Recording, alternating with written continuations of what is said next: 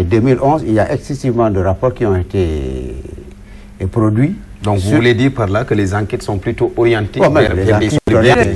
C'est connu. Quand le procureur vous dit je ne vais pas chercher des milliards auprès de Karim pour m'attarder sur les 800 millions d'une Aminata Niane, par exemple, ça veut dire un vol, c'est un vol. Mais est-ce que c'est une raison, en tout cas pour le PDS, de vouloir un peu déstabiliser le pays? Parce que quand il annonce une marche, une manifestation le 19, une manifestation le 19, Obama vient le 25. Un peu de Obama vient le 25. Obama, oui. Obama vient le 25. Quand on fait une marche le 19, si on veut l'attacher à un sabotage de l'arrivée de... Oui, mais le PDS a clairement dit qu'il va perturber la visite de Barack Obama. Mais c'est dans son rôle. Monsieur Sam, il ne peut même pas. Il ne peut même pas. Rappelez-vous, à chaque fois qu'un parti politique dit que je vais manifester contre l'avis d'un préfet, eh bien cette manifestation n'a pas eu lieu. Parce que simplement les gens prennent leurs dispositions. Dès que vous annoncez que vous allez perturber, vous n'allez rien faire. Il y a des services de sécurité qui sont professionnels et formés dans cela, qui vont tout arranger pour que toutes les voies d'issue soient bouclées à 4 h du matin, ainsi de suite. Et non, mais ça, dès que vous l'annoncez, vous n'allez rien faire. Mais, comme l'a dit le doyen, c'est clair que c'est toute une démarche politique. On est dans une guerre politico-politicienne.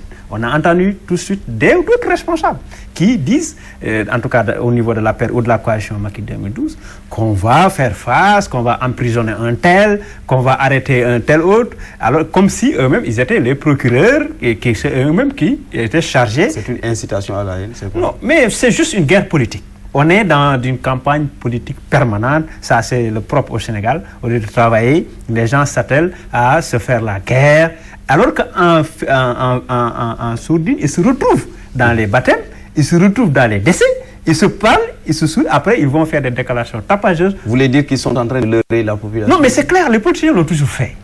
Il est clair qu'ils se sont toujours payés nos têtes, excusez-moi de l'expression, ils s'amusent beaucoup. C'est clair que nous avons une classe politique depuis les années 60, j'étais encore très jeune, peut-être pas né, mais très clair, c'est les mêmes personnes qui sont toujours là, qui revendiquent des postes, qui ne quittent jamais leur parti, leur siège. Vous n'avez pas vu un seul parti où il y a une démocratie interne, il n'y en a absolument pas. Le PIT s'y est tenté un peu en naissant Magatte Thiam, mais aujourd'hui, lorsqu'il y a eu des postes, c'est Ahmad qui est là, qui se donc push. c'est l'homme politique en personne que l'on doit refaire, c'est ça? C'est l'homme politique sénégalais, la manière de faire la politique ici dans ce pays, la manière également de considérer les institutions de la République, la manière de considérer l'intérêt général qui pose problème. Non pas seulement au PDS, mais également dans les autres structures. Aujourd'hui, tous ceux qui sont ministres conseillers, etc., dans le cabinet présidentiel de Macky, et tous ces gens-là qui gravitent, qu'on a nommé tels, mais ils devront un jour rendre compte également au peuple. Qu'est-ce qu'ils faisaient? Quel était leur rôle? Quelle était leur responsabilité? Pourquoi on leur payait notre argent? Tout cela, je pense que c'est des considérations sur lesquelles, un jour ou l'autre, il faudra poser des débats. C'est vrai qu'il y a un début avec cette traque. Je ne dis pas qu'il ne faut pas traquer, mais je dis simplement qu'il faut traquer tout le monde. Tous ceux qui ont eu à tremper, il faut les traquer. Mais un gouvernement n'est pas un appareil répressif. Il ne faut pas oublier qu'un gouvernement n'est pas un vaste appareil répressif avec pour mission essentielle de traquer. Un gouvernement, c'est juste pour travailler, effectivement, à répondre aux préoccupations. Je l'ai dit tantôt. Maintenant, il y a tout un appareil judiciaire avec des enquêteurs et des juges pour s'occuper de ces autres questions-là. Donc, si, tant que le gouvernement de Macky Sall continuera à faire de la traque une sorte de, je ne sais pas, de levier, eh bien, il y aura une riposte au sein du PDS. Et la riposte peut également avoir un autre niveau. Jusqu'ici, il y a une sorte d'apaisement, mais les gens pourraient se radicaliser. Le ministre de la Justice, l'ancien ministre de la Justice a fait une conférence de presse. Wade va arriver, n'arrivera, on ne sait pas, mais tout est qu'on peut assister à une radicalisation. Il n'y a pas de rupture? Il n'y en a pas encore. Il y a une volonté de rupture. Ce que Macky n'a pas compris, c'est qu'il est avec ceux qui, pendant 50 ans, ont façonné le Sénégal à coups d'argent, peut-être des millions, alors que c'était des milliards, et qui feront tout pour maintenir certains privilèges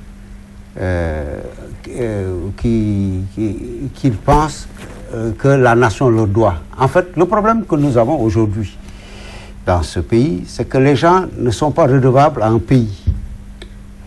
c'est le pays qui devrait leur être redevable et les rembourser leur peine. Et ce qui fait que, bon, on voudra bien. Il y a une question de morale et de moralisation qui se pose quand on prend par exemple le dossier du fils du ministre d'État dont on parlait. Comment peut-on comprendre que dans le cabinet du président ou dans le gouvernement de manière générale avec Macky siègent des gens qui traînent des casseroles, du Premier ministre à son conseiller pour les affaires morales, là, en tout cas pour le ministère de la rupture et de la bonne gouvernance.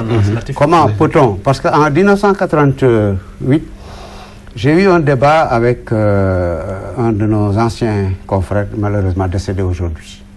Et je disais qu'Abdou Diouf avait fait une dictature civile. Quand il met en prison ses adversaires et se proclame vainqueur. C'est ce qu'il avait fait en 1988 avec Dansoko et Wade principalement. Aujourd'hui, on a à la tête de ce pays, on a à la tête du gouvernement, on a au sein du gouvernement des gens qui ont des dossiers devant la justice ou des gens qui étaient même en prison qu'on a fait sortir pour les faire siéger à l'Assemblée nationale. On a à la tête du gouvernement un individu qui, au cours de sa carrière professionnelle, a eu beaucoup de problèmes avec des clients de sa banque ou de ses banques, qui étaient en procès. Vous parlez du Premier ministre. Du Premier ministre. Tout le monde le sait. De la BST à la CBAO, il a eu des problèmes avec des clients de la maison. Il y a le ministre chargé de la bonne gouvernance, condamné dans une affaire. Et vous voulez dire que Macky Sall ne devrait pas plutôt le choisir comme Premier ministre? Il y a un problème de morale. Au regard de son passé. Il y a un problème de morale et de moralisation que Macky veut poser, mais en choisissant des acteurs qui ont maille à partir avec la justice. Avec la justice. Comment peut-on comprendre que à la veille du procès en appel de Latif, on mette le gosse en prison, Thierno Ousmane, alors que dans un premier temps, il avait été blanchi. Donc au gré des gouvernements, on tord la justice et on fait ce qu'on en veut. Donc la justice est manipulée, c'est ça? Absolument. Oh là là. La bonne preuve, et c'est quelqu'un qui l'a posé ce matin sur Facebook. Vous ne verrez jamais en France une question posée à Hollande sur le dossier Sarkozy. Le dossier Karim Wade se traite à Paris. Vous avez vu le président convoqué, il a été convoqué, pas convoqué convoqué par les gars de Dubaï Port et à Paris même pour lui demander de faire la déclaration sur Dubaï Port. Alors que l'affaire est devant la justice. On ne peut pas comprendre qu'on fasse ces petites erreurs en voulant maintenant moraliser la vie politique. Il y a un problème de moralisation de cette vie politique.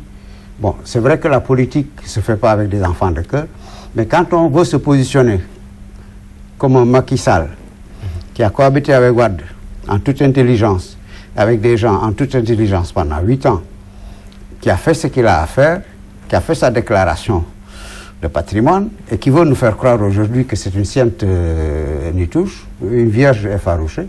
Bon, on se pose des questions. Et faute de trouver des solutions, on est en train de tourner en rond autour de problèmes qu'on ressasse et qu'on ressasse. Vous avez vu, la tendance générale nous ramène au problème d'avant la campagne, le problème des homosexuels, sur le problème de la loge. On ne parle que de ça. Et du coût de la vie. Le coût de la vie, c'était Wade. On s'était engagé à être, comme Sarkozy, le champion du travail. On ne peut pas avoir du travail. Le coût de la vie, on va homologuer. Et bonjour les pénuries. Dans un mois, il va y avoir beaucoup de pénuries parce que quelqu'un qui va chercher son riz et qui a des problèmes pour l'amener, c'est comme avec le sucre.